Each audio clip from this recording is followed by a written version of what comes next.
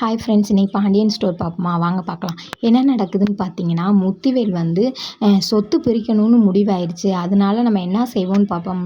யார் யாருக்கு என்னென்ன கொடுக்கணுமோ அதை வந்து நான் இப்போயே சொல்லிடுறேன்டா அப்படின்னு சொல்கிறாங்க. ஆனால் நீங்கள் தான் முதல்ல சொல்லிட்டீங்களேன்னு சொத்து பிரிப்போம்ண்டு அப்படின்னு சொல்கிறாரு சக்திவேலு. அதுக்கு இல்லைடா, நான் சொத்து பிரிக்கிறேன்னு தான் சொன்னேன், யார் யாருக்கு என்ன கொடுக்க போகிறேன்றது சொல்லலைல்ல, அதனால அதையும் சொல்லிடுறேன்டா அப்படின்னு சொல்கிறாங்க. சரிண்ணே அப்படின்னு சொல்கிறாங்க. வீட்டை மட்டும் விட்டுட்டு மிச்சத்தை மூணு பங்கா போட்டு உனக்கு எனக்கு நம்ம பழனிவேலுக்கு 3 பேத்துக்கும் பிரிச்சுருவோம்டா.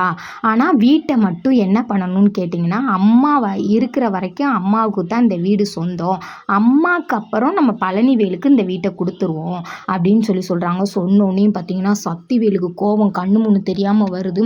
அதை அவங்க அண்ணன் முன்னாடியே காட்டாமல் அப்படியே பொறுமையாக இருக்கிற மாதிரி, சரிண்ணே நீங்கள் சொன்னால் கரெக்டாக தானே இருக்கும் அப்படின்னு சொல்லிட்டு பேசி முடிச்சுட்டு அவங்கவுங்க கலைஞ்சு போயிடுறாங்க. கலையிறதுக்கு முன்னாடியே பழனிவேலு என்ன சொல்கிறாருன்னா, எனக்கு எதுக்குன்னு இந்த சொத்து, எனக்கு இதெல்லாம் வேணானே அப்படின்னு பழனிவேல் சொல்கிறாரு. அப்போ அவங்க பழனிவேல் பொண்டாட்டி சொல்கிறாங்க, பெரிய மாமா சொன்னால் கரெக்டாக தான் இருக்கும், சும்மா இருங்கங்க அப்படின்னு போயிடுறாங்க. குமார் அப்பா 2 பேர் சக்திவேல் பேசிக்கிட்டு இருக்காங்க.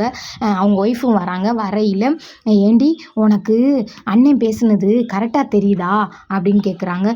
ஏங்க மாமாவுக்கே முடியலை, அப்புறம் இப்போ தான் சாப்பிட்ணும் அப்போ தான் தூங்கணும் டயத்தில் செய்யணும்லங்க, அப்படியே அரிசி முட்டை நான் என்ன சொல்லிக்கிட்டு இருக்கேன், நீ என்னடி சொல்லிக்கிட்டு இருக்கேன், அண்ணன் சொத்து பிரிச்சது கரெக்டான்னு நான் கேட்குறேன்டி, அது எப்படிங்க நான் பேச முடியும், மாமா சொல்கிறது தானே நமக்கு அப்படி, அதெல்லாம் கிடையாது, நாங்கள் சின்ன பிள்ளையிலேருந்து இந்த வீடு வாசல்லாம் இவ்வளோ வசதியாக இல்லை, இப்போ தான் வீடு வசதியாக வந்திருக்கு, அதனால என் பிள்ளைக்கு தான் இந்த வீடு சேரணும், பழனிவேலுலாம் ஒன்றுமே செய்யலை, அவையெல்லாம் அவன் சில்லுவண்டு பையன், எத்தனீண்டு பையன், அவனுக்கு என்ன தெரியும், என் பிள்ளை வந்து அவ பெரியப்பா ஆகட்டும், எங்கள் அம்மாவாகட்டும், உன்னையாகட்டும், எல்லாத்துக்குமே என் பிள்ளை முடியலை வைக்கலைன்னா அவ்வளோ இழுத்து போட்டு பார்த்துருக்கியா, என் பிள்ளைக்கு கொடுக்காத வீடை எப்படி நீங்கள் பழனிவேலுக்கு கொடுக்க முடியும், நான் சண்டை போடத்தான் போகிறேன், கண்டிப்பான முறையில் இந்த வீடு வந்து எனக்கு அப்புறம் எங்கள் அம்மாவுக்கு அப்புறம் பழனிவேலுக்கு, என் மயனுக்கு குமாருக்கு தான் சொந்தம்னு கேட்க போகிறேன் அப்படின்னு சொல்லிட்டு போகிறாரு. எப்படி பஞ்சாயத்து ஆக போகுதுன்னு தெரில.